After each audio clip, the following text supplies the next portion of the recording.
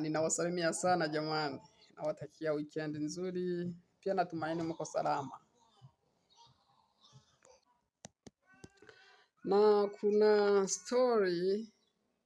Na story hii ndo nataka nianze nayo. Ila kwa kuwa bado channel hii ni mpya, ninahitaji muniunge mkono jamani.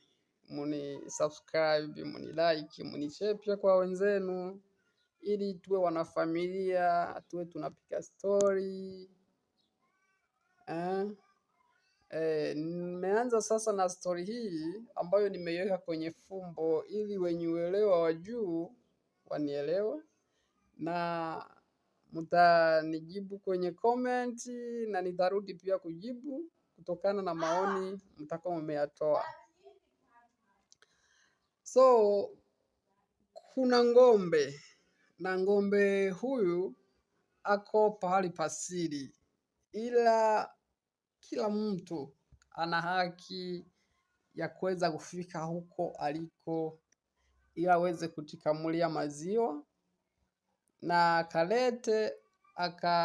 akaletee familia zao, akaletee familia. Na kuna watu sasa majasiri, kuna watu majasiri ambao hawaogopi safari na hawaogopi kujibebea mizigo. Wanasafiri na kufika huko ng'ombe aliko, wakachukua maziwa, wakarudi kuhudumia familia zao. Na pia mwenye kuweza kufika huko ng'ombe alipo anapewa na fursa ya kuchimbiwa chemchem ili maziwa yao yanamkuta nyumbani. Mwenye ameweza kufika huko ng'ombe alipo anachimbiwa chemchem ili maziwa yao yanamkuta nyumbani. Halafu kuna kundi lingine la pili la watu waoga ambao wanaogopa safari, pia wanaogopa kujibebea mizigo, wanaogopa kwenda kujikamulia maziwa wakajibebee kwenye vichwa vyao, wanaogopa. Je, hawa watu majasiri mnadhani ni watu wa kina nani? Halafu hawa watu waoga mnadhani ni watu wa kina nani? Ikumbukwe kuwa hawa watu waoga wanatumana,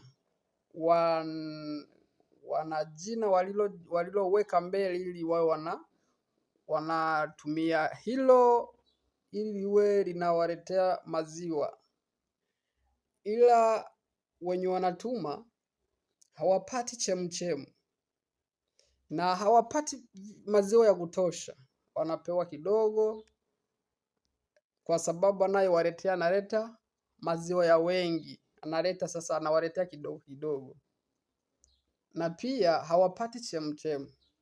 Lakini hawa wajasiri wakifika huko wanapewa maziwa ya kutosha, halafu pia wanapewa na chemchem ya maziwa ili yawe yanawakuta nyumbani. Maswali ni haya: hawa waoga ni watu wa kina nani? Halafu hawa wajasiri ni watu wa kina nani? Jibu nitakuja kujibu pia kwenye comment zenu. Ni mimi Elia, nawapenda. Ninawaomba pia mniunge mkono, mnisubscribe, mnishare, mnilike ili muwe wanafamilia. Tutakuwa tunaongea mengi, nitakuja kufafanua vizuri kutokana na maoni mtakayoyatoa kwenye comment. Asante.